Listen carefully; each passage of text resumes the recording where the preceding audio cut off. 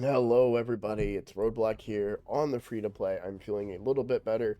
As you can tell from my voice, I am not all the way there, but I am feeling better.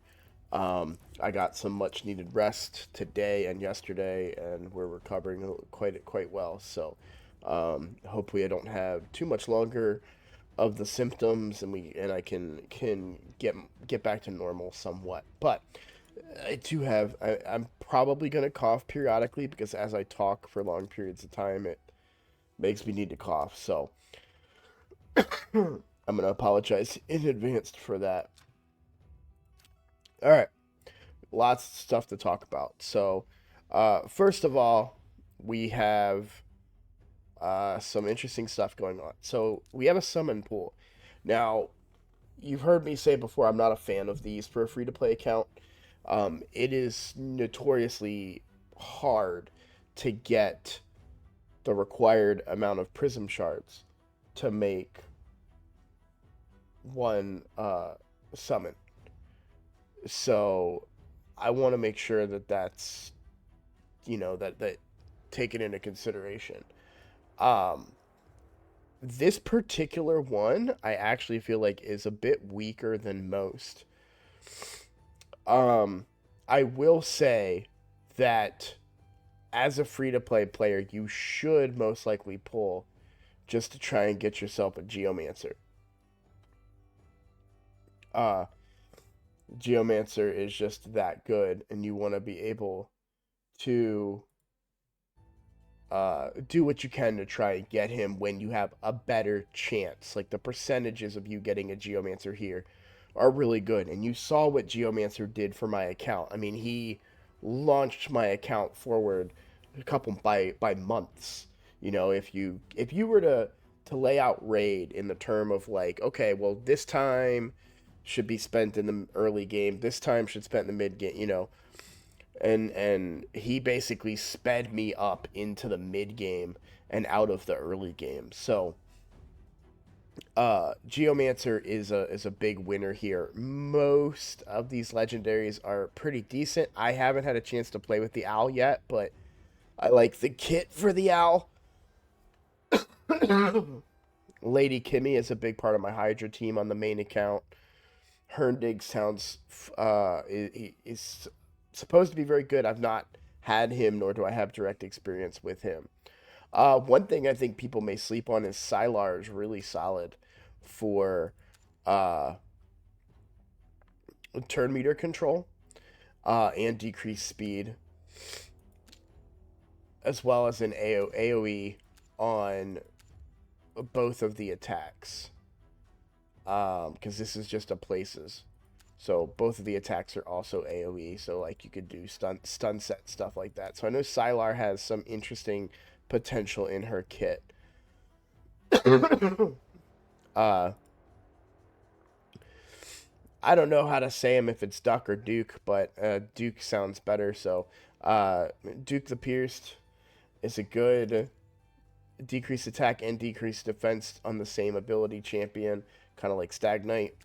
Also brings a provoke. Um, I'm just reading it a little bit here because I don't have that much experience. I have him. I never ended up using him. I leveled him to 60 even, but I don't use him. But he does have a good kit. So if you are lacking in that decreased defense champion or decreased attack and defense champion, he can fill out your roster. Those are the epics that kind of stand out the most for me. Ajax is a really good poisoner and weaken, which would make him very solid as a clan boss damage dealer. So I would highly recommend him as well. The rest I don't have too much experience with, or they've been subpar for me in the past. Um, so do what you will, but I think that as far as an opportunity to get Geomancer is a good opportunity. If I did not have one, I would be going all out to try and get these resources to do one shard pull on a free to play account. I want to point out how the current way to get prism crystals. You can get 10 of them from the Fusion warm-up events. These events are great.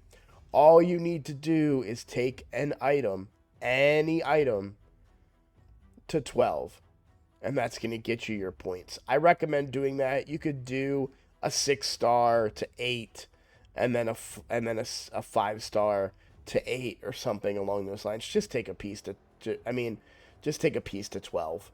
There's, that gets you the points that you need, and it accomplishes your daily quest of leveling something to 4, or 4 attempts, I should say. This would also just get you both of those. And an ancient shard at the end, which many of us on free-to-play accounts are probably starved for ancient shards now because we recently pulled them all. So that's the first thing, the summoning pool. Obviously, we have a fusion coming up, but there's no news on it. I have been looking. I have been checking YouTube. I've been checking Discord. I'm trying to do what I can to find any information out about this particular fusion, and I'm not finding anything at the moment. Maybe something comes out here in a little bit, but or probably maybe tomorrow morning or something. So stay tuned for information about that. I definitely feel like my account is getting to the point where I'd be able to do maybe a fragment summon. Not a traditional fusion, but a fragment summon. Why could I not do a traditional fusion? So when I say traditional fusion, I mean like Rosin, where you have to level 4 rares, ascend them, fuse them into epics, level them, ascend them, fuse them into the legendary. It's a lot more work, a lot more resources. Fragment summons are a little bit easier. You just get the fragments. A little bit easier. The biggest hiccup for me would be things like Dungeon Divers. As you can see, I've made some progress in Dungeon Divers, but not near enough to, you'd expect probably around this area is where you'd see some of the fragments in a fragment summon. But this raises the question, well, what have I been doing? How have I been getting these Dungeon Diver points? Well, I have been doing the champion training event, like I said I would.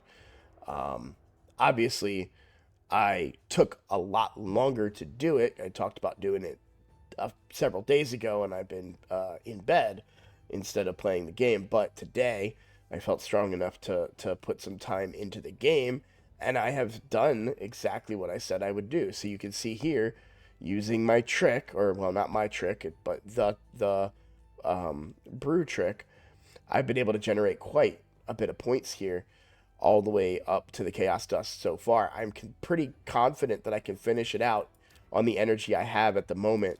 I'll be getting more energy here from daily and weekly stuff as well, because I think I have some weeklies still to go. Yeah. I'll knock one of those out and show you what I've been up to. Look who is 6 stars already. So, I busted my butt, been doing all day long, grinding, campaign, 12-3 Brutal, to get Allure leveled up and up to 6 stars. So once I finish getting her to 60, she's going to be good to go, and we're going to go hit Fire Knight. Now, I did not get her up and running in time for the Fire Knight tournament. That ends in 8 hours or 9 hours. So I won't be able to get her for this particular Fire Knight tournament, but I will get the team up and running using her, and we'll see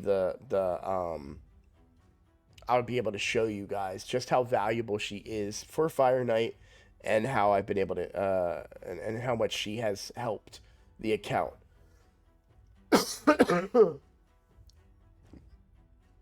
I also noticed we have a Soul Chase tournament.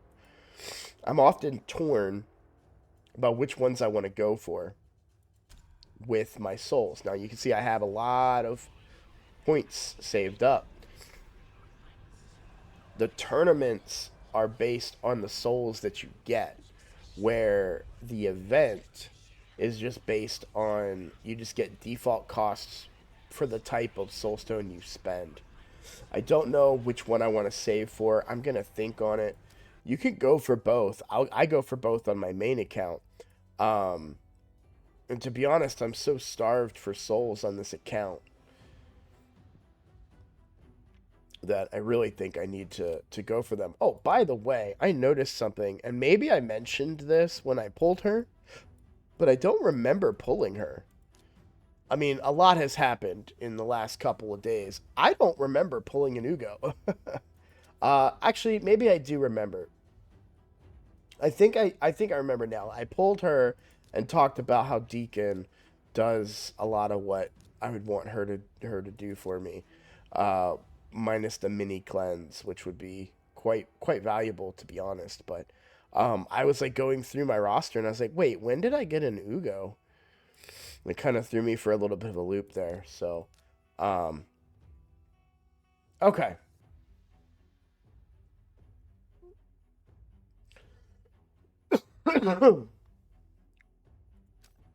Now,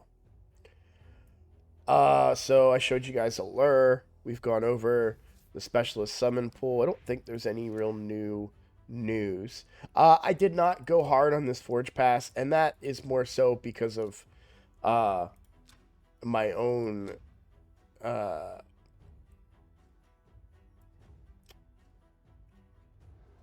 I was slightly burnt out, and this was just another taxing thing to go down to for very little rewards, just a chance to craft a couple of pieces. So I ended up not really committing any time to it. um, there are certain sets where I would make a big except. I mean, that's one of the sets I should have made an exception for. I was just exhausted at the end of a lot of stuff that had happened over the course of the game, right? So, uh, the next Forge Pass, we'll see what it is, but I will likely be putting more energy into that and making sure I complete the requirements of that every single day. So, but we're right around 15 minutes, which is where I want these videos to be, anyways. Let me just check and see if there's any other. There's a spider tournament coming up. So spider is still a weak point for me because I don't really have an HP burn and I don't really have a cold heart to slow the turn meter of the spider down. I do, however, have Ray, who, if I were to, who will likely be my next 6-star, pending anything crazy happening. And so her freeze on uh is it really? I thought it was 100%. It would make sense if it's not. I mean, regardless, the freeze ability, even on 50%, uh, will prove to be valuable to freeze some of those spiders and reduce that incoming damage to my spider tank, which is traditionally my ultimate Death Knight. I do need to build my ultimate Death Knight out better. He is just, I mean, he's solid, but I definitely need to find a better balance when it comes to his effective HP, meaning his HP and defense, and balance that out a little bit better. Possibly even considering HP or defensive boots. That way I can get just keep him slow. He's really only there to get hit by the spiders, right? So just keep him healthy and slow. Maybe a cleanse or two would be helpful in that area as well. So maybe bring in Reliquary Tender since she's really my only cleanser, something along those lines. So, all right.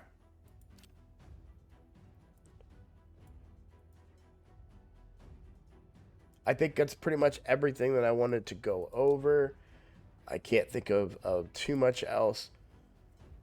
I expect to get news soon regarding some of the other things that are being teased, right? We're talking about an upcoming fusion. We're still waiting on word about the next login legendary, which if they continue the trend that they've been doing with these login legendaries, they've been really good for quite some time. I mean, Artak was great. Ultimate Death Knight is great. Um, yeah, Rhonda was a login legendary. She's solid. I mean, I'm not the biggest the biggest fan of the in-game character. I was a huge fan of her in UFC. Um, but I I had plenty of PvP nukers and didn't really need Rhonda. I like her kit a lot, especially for Fire Knight. I love the multi hits and opportunities that she brings in that area. Um, Obviously we don't have her on this account, but yeah, Rhonda I think it was a good one as well. So they've had really good champions as free to play logins for a little while now. If they keep that trend up, then we could be getting a bigger upgrade to our account here moving forward. So, but I'm going to call it there. Thank you guys for watching. Thank you for your support. People have been asking for the Discord. We're almost there. I haven't had time. I've got somebody, basically my moderator for the Discord, that is managing it, and I haven't had time to sit down with them and say, hey, are we good to go yet? So, you know, I gotta get that part figured out, and then obviously I will take input from you guys on how to organize and treat the channels and stuff. This Discord is separate from my clan's Discord. That is a private Discord. Well, it's not really that private, but that is a Discord that I would use only for my clan. So, all right. Thank you all so much for watching. I'm gonna go rest my voice because it's starting to hurt. I'll see y'all in the next video.